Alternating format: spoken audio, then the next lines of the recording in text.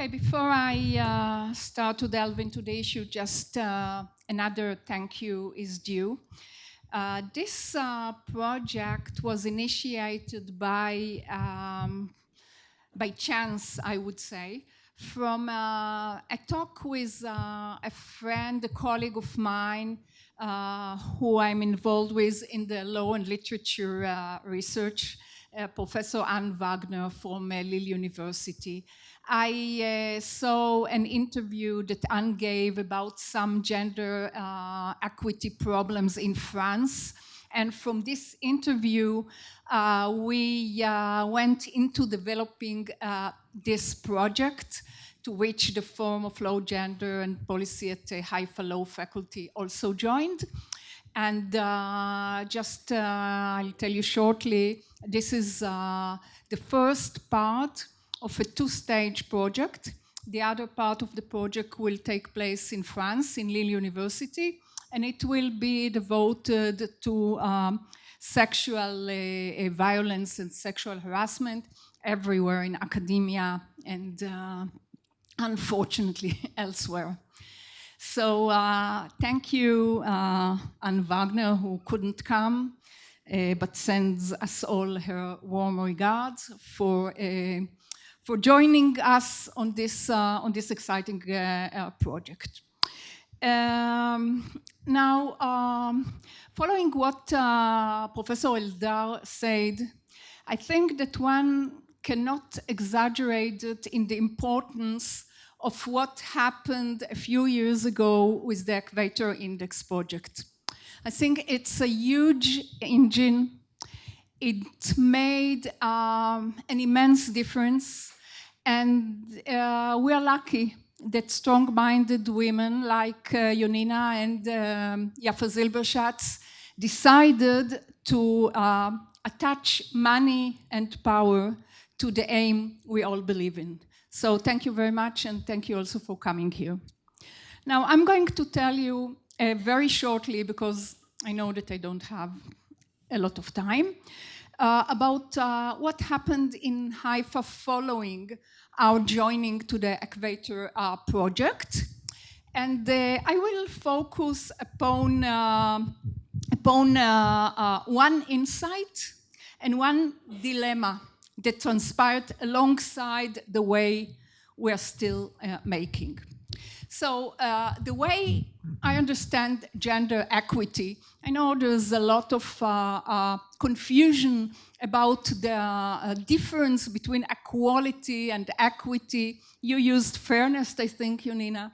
So we examined this semantic matter as well. Yeah, I'm to blame because of my literature background.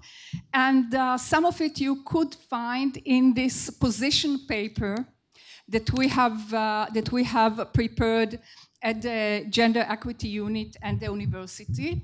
That was written by Dr. Galamir, who is sitting here and is part of our team at the unit, and myself. And we started the position paper by positing some of the theoretical question, just touching it very briefly, and and we try to analyze this, the uniqueness of the obstacles that women in academia face in comparison to the obstacles in general.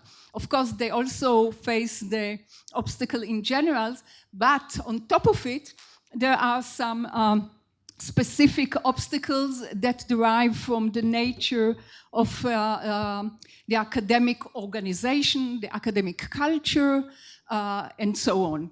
So we understand gender equity as a process. As a process, the institution is taking upon itself in order to improve the data.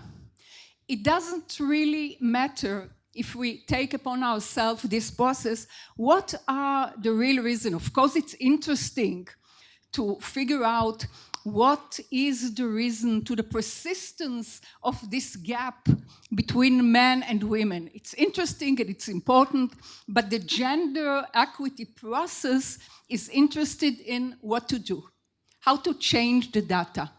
and less why is the data like that, although, of course, it's important. So this is what we started to do in order to establish the database. Just very briefly, from the data we got, I think it was less than a year ago, on the face of it, our university is close to gender parity. On the face of it, the situation seems good. Yet, when we start digging into the data, and this is the insight I wanted to talk about, it seems that there are huge differences between faculties. And then one has to ask oneself, what is the reason for the difference and what does it mean? I'm not going to tell you now what it means that there are much more women in education and health and welfare faculties. I guess you can figure out that yourself. And in natural science, for example, there's much more men.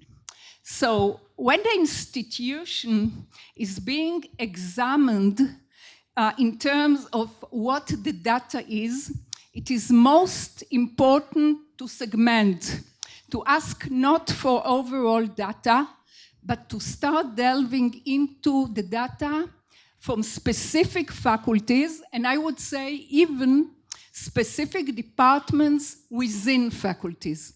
Because only when we do this segmentation, we can get a real picture and we can get the real meaning of the data, that sometimes the general numbers are simply misleading. So that's the insight. The other result, or the other thing that was revealed by the data is almost cliche, because it was mentioned by many of you already. Sometimes it calls scissors, sometimes it has many other names.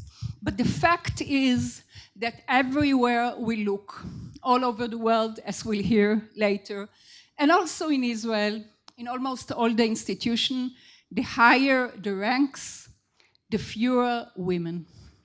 And of course, the best example is the highest rank, which is full professor. You can see the numbers, so I'm not going to repeat them. An encouraging fact, our new rector, not that new, it's been more than a year, declared that one of his aims will be to change the hiring data so that more women will be hired than men. And we can see the trend over the last 3 years. So the trend looks good. So that's an encouraging fact, but a discouraging fact is when we look at the picture of the higher management population, you will be surprised perhaps to see, amazed even, that we have all male management. One exception, the Dean of Research, that in Haifa, like in any other university, is automatically also a vice president, is a woman, Professor Muna Maroon. She should be with us, but she apologizes. She unfortunately could not join us. She is currently the only woman in the high management level.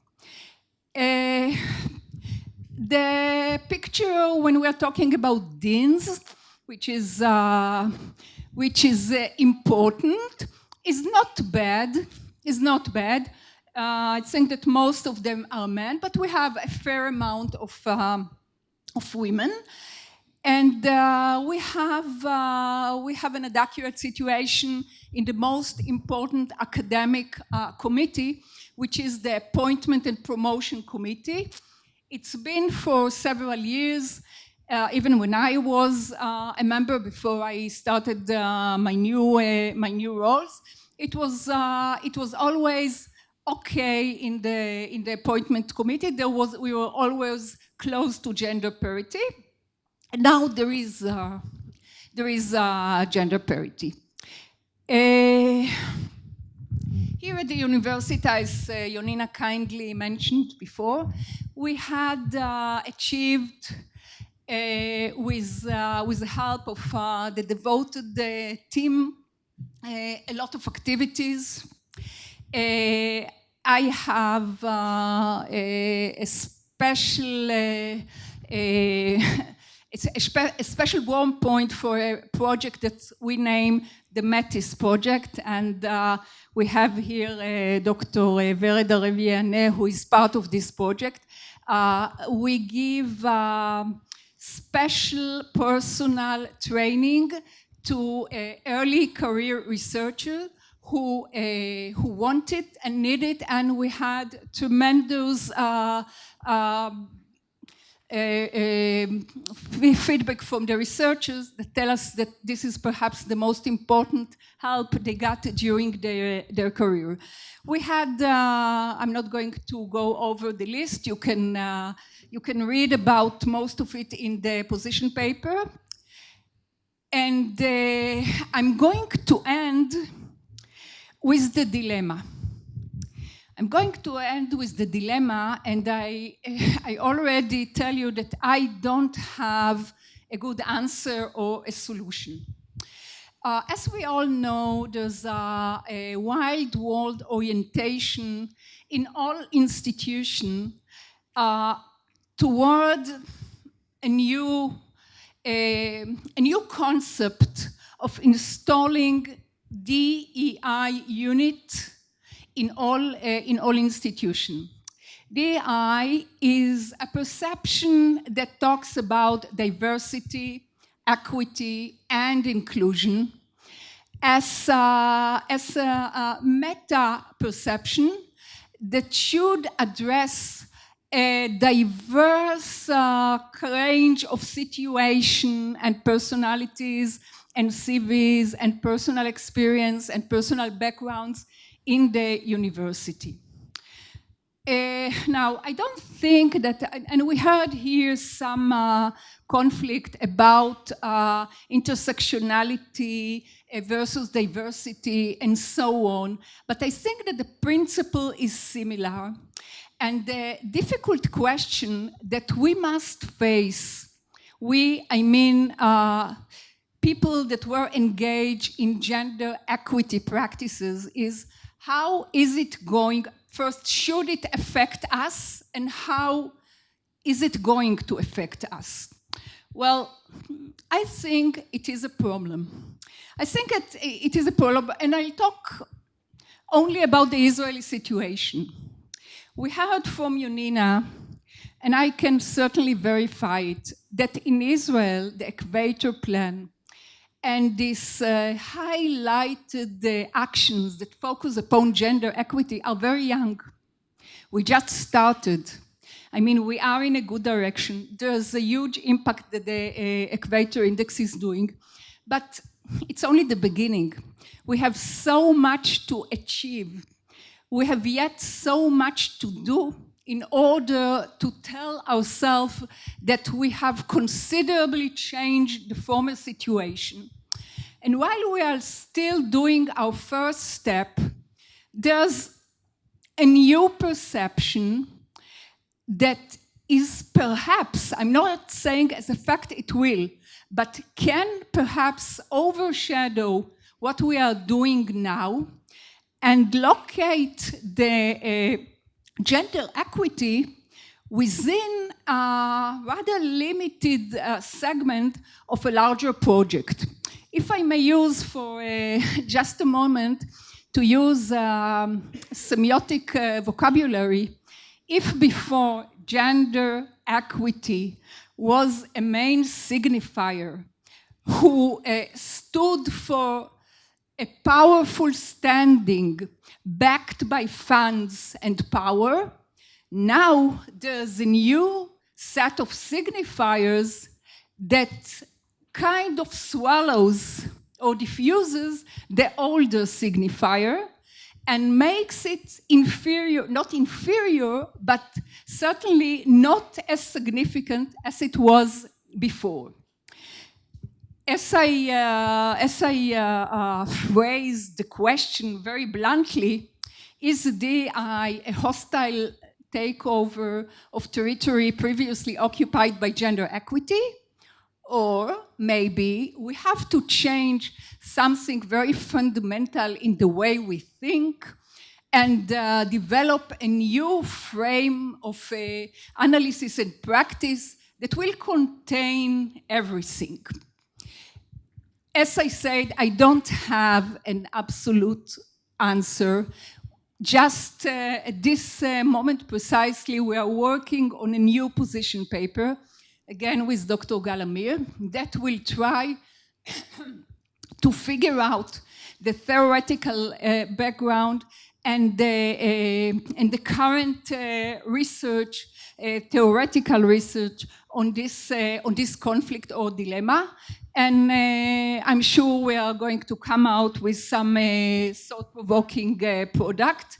But at least I think we can agree upon the aim that all of us, I think, will agree upon, which is a synergetic application of all the good things that we want to do: gender equity, diversity, and inclusion principle. And of course, intersectionality. Where is Victoria? Okay, thank you very much.